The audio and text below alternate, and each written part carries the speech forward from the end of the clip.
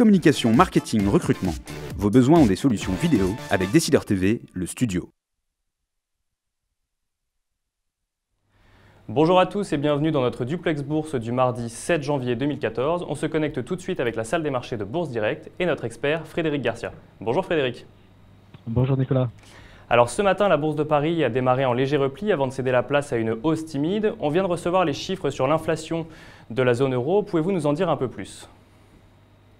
Oui, en effet. Donc, après une hausse timide, voire légèrement en repli sur l'ouverture, on est repassé positif. Actuellement, on progresse de 0,5% autour des 4250 points. On a eu des indications ce matin donc en zone euro concernant l'inflation, comme vous l'avez souligné, qui finalement est ressortie comme attendu à plus 0,8. Voilà, donc on est toujours donc en inflation, mais certes modérée. Donc les banques centrales ont souvent pour objectif de rester sous les 2%. Donc pour l'instant, il n'y a aucun souci de ce côté-là. Voilà, donc pas de danger en ce qui concerne l'évolution des prix, qui éventuellement amènerait la banque centrale à relever ses taux. Donc pas d'inquiétude. Et puis des nouvelles rassurances aussi en provenance d'Allemagne, la locomotive de la zone euro, puisqu'on a un nombre de chômeurs donc qui a diminué de l'ordre de 15 000 pour s'établir donc avec un taux de chômage qui est resté stable à 6,9%. Et des ventes en détail qui ont augmenté un petit peu plus qu'attendu. Donc la consommation en Allemagne a augmenté un petit peu plus qu'attendu en projection de 1,5%. Voilà, donc des nouvelles rassurantes de la zone en provenance de la zone euro.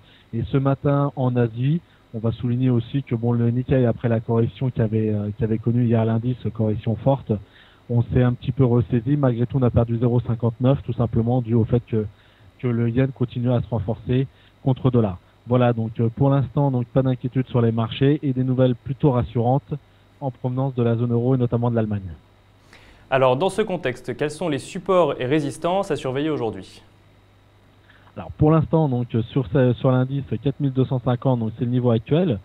Au-dessus de 4200, 4210, on conserve donc un biais nettement positif qui serait renforcé si on passait les 4260 pour aller chercher 4290 voire 4310. En dessous de 4000 donc de cette fameuse zone donc qui pour l'instant donc nous intègre sur un biais positif, sur un rendement positif de l'indice. En dessous de 4200, on pourrait revenir prendre appui sur une zone de support qui a été identifiée autour des 4140, 4150 points. Alors un mot maintenant sur les valeurs. Je crois que vous vouliez nous parler aujourd'hui de Crédit Agricole. En effet, donc la banque Crédit Agricole, c'est la plus forte hausse du CAC 40 actuellement. Elle progresse de l'ordre de 4% à 9,70 €. Voilà, donc on a appris ce matin donc de sources de marché, il y a des rumeurs donc qui circulent, comme quoi éventuellement la banque s'apprêterait donc à renforcer ses fonds propres via l'émission de dettes subordonnées, voilà, de manière à pouvoir répondre favorablement lors des prochaines échéances standards réglementaires, notamment Bâle 3. Voilà, donc c'est une nouvelle très rassurante. Les banques prennent les dispositions, et notamment le Crédit Agricole, de manière, on sait que maintenant il y a la supervision européenne qui a été mise en place depuis le 1er janvier, donc de manière à superviser l'ensemble des banques les plus importantes de la zone euro. Voilà, donc on va avoir des tests de résistance qui vont être mis en place prochainement concernant ces fameuses banques. Voilà, donc les banques prennent les bonnes dispositions, et notamment le Crédit Agricole, donc le titre en profite nettement ce matin, puisque donc c'est la plus forte hausse du CAC 40. Et on finit maintenant avec Wall Street qui se maintient proche des plus hauts historiques depuis quelques jours. À quoi peut-on s'attendre à l'ouverture cet après-midi ? Oui, alors comme vous l'avez souligné, donc en effet, on est sur les plus hauts historiques qui avaient été atteints en fin d'année dernière. Pour l'instant, on attend une ouverture proche de l'équilibre, donc on se maintient malgré tout autour de ces niveaux. Il va falloir être vigilant. Pour l'instant, on a une consolidation à plat. À partir d'après-demain, donc on a le lancement de la publication des résultats trimestriels avec toujours comme fer de lance Alcoa, donc le numéro 1 de la production d'aluminium.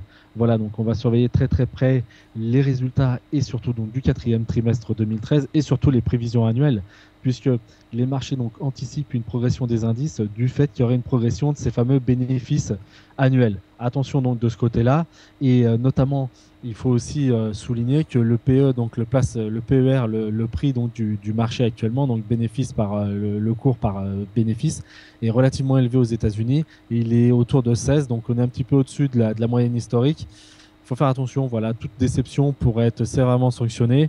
Voilà, donc pour l'instant, on a une certaine confiance qui anime les marchés, mais il faudra être vigilant lorsqu'on aura les premiers résultats donc trimestriels et surtout les anticipations pour l'année 2014 aux USA et d'ailleurs aussi bien aussi en zone euro et en France. Frédéric, merci beaucoup pour toutes ces précisions. On se retrouve demain pour un nouveau duplex. En attendant, très bonne séance à tous et à demain.